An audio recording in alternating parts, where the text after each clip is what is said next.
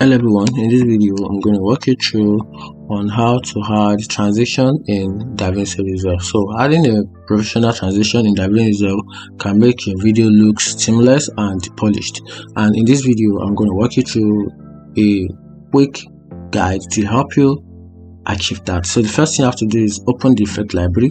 So go to the edit page and open the effect library on the left side of the screen, then choose the transition. So browse through the video transition categories to find the transition you want to use. Once you figure that out, then you have to practice what they call drag and drop method. So drag the desired transition from the library and drop it in between the two clips in your timeline. After that, you have to customize the transition. So for you to be able to customize it, click on the transition in the timeline, then in the inspector panel on the right side you can customize the duration and other settings of the transition.